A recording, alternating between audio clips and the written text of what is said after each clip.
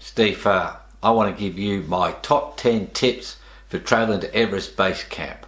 These are 10 things which I wish someone had told me before I traveled to Everest Base Camp. I traveled to Everest Base Camp in April 2018, and when I came back I thought I'd do a quick video with 10 things that I think other trekkers should know when they're traveling to Everest Base Camp. So I'll get straight into it. One is what you will climb.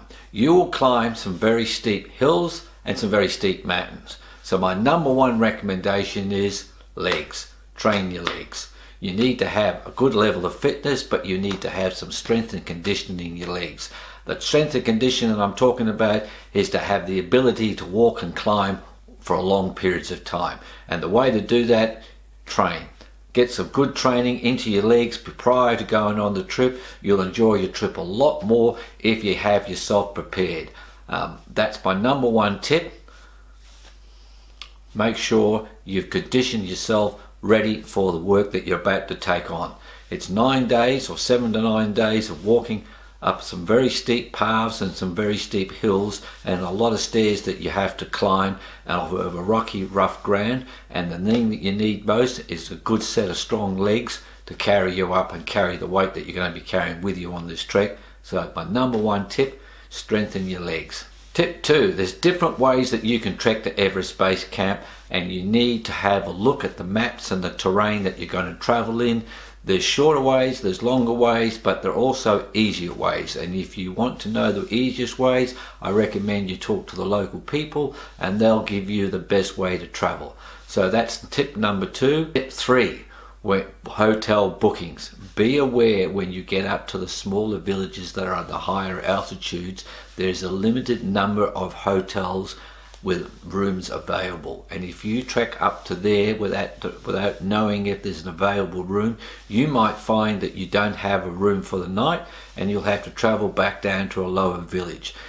You'll lose a lot of time and it can be quite a long trek to the next village to get a room for the night. So be aware that the hotels will keep their rooms available for the larger groups, and you might find that your hotel will not be able to provide you with a room because they're looking after other groups that are trekking on the trek at the same time as you are.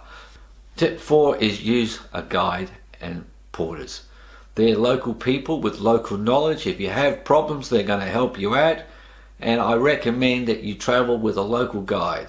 They're not that expensive, and you're helping the local economy, and there's nothing better than putting money back into Nepal because you're visiting that country and you're giving employment. This employment goes to their families, it goes to their villages, it helps their economy, it helps the local people. Nepal is a beautiful place, and rather than giving money, why not give work? And the best work you can give is money to the local guides and the local porters. They're not that expensive. Your trip will be far more enjoyable with them. Yes, you can travel without them, but I just don't recommend it. I recommend you use local guides and local porters because you're contributing to the local economy, and that's really important for Nepal. 5, mobile phones. We all carry mobile phones nowadays, and the thing that mobile phones use is the batteries. The batteries run down and you need to recharge. You be aware that when you're traveling up to Everest Base Camp, the higher you go, the colder it gets, and your battery will be drained. At night, if you have about 65% in your battery and you leave it next to your bed, when you wake up in the morning, you'll probably find that there's hardly any charge left in your battery. So make sure you can able to wrap up your phone, put it under your pillow or somewhere that'll keep it warm during the night, and that way that'll help you save your battery power. The other tip is to make sure you take a power pack with you so you can charge your phone, because there are limited supply of places that you can charge. The hotels charge you for using to recharge your phone. Number 6, hotels, doonas. A lot of the hotels have doona covers, and I recommend that you use a sleeping bag liner and you use the hotel doonas. This will save you in carrying a sleeping bag. That's weight that you don't need to carry. The doonas that the hotels supply are good quality. You can have extra doonas if you ask for them, My recommendation is use the hotel doonas. Tip 7, the rooms at the hotels do not have heating. So a lot of people will spend time in the common rooms, the eating areas of the lodges of the hotels.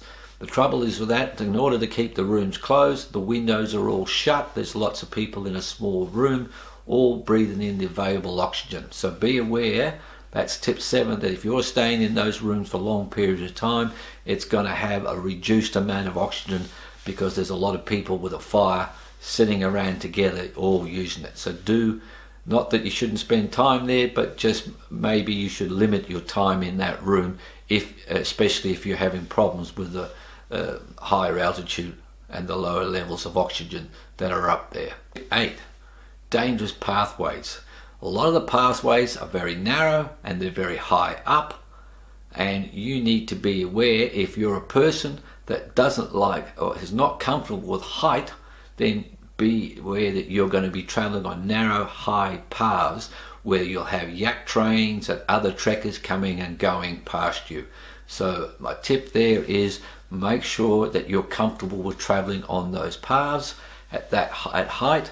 And the other tip is be aware there's a lot of erosion above you and below you, so you need to be careful where you're going. And tip 9, I think is really important, that you allow plenty of time to do your trek. Do not try and do it in the minimum amount of time. Things can go wrong, you can get a little bit sick and need to rest, and then you're going to be pushing it to get to Everest Base Camp. You want to make sure you allow enough time to go there and enough time to get back. The planes can get delayed going to Lukla, and the planes can get delayed leaving Lukla. You can have problems on the trek and you need to rest, and if you've only got a certain amount of time, you will find it very difficult to get to Everest Base Camp. So my number 9 tip is allow time. Go slowly and you'll enjoy your trek. It's just the best way to travel, a slow, steady pace. So please allow enough time to do the trek. Tip 10, cultural issues. My last tip is to be aware of the cultural issues around temples and monuments and monasteries. Talk to the local people. They will tell you the best way to approach these issues regarding walking around temples and monasteries and religious sites, but be respectful of their culture and their religions. Finally, I'd like to say trekking at Everest Base Camp is awesome and you'll have a fantastic time. Please like and share this video and feel free to leave comments.